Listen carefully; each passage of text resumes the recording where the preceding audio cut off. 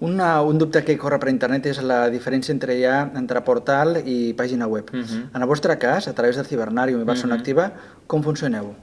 Mira, de fet, el que és pàgina web, diguem, seria un portal seria quelcom més corporatiu, és a dir, és una porta d'entrada a diferents pàgines web lligades entre si per un concepte, per una mateixa empresa mare, per un mateix servei, etc.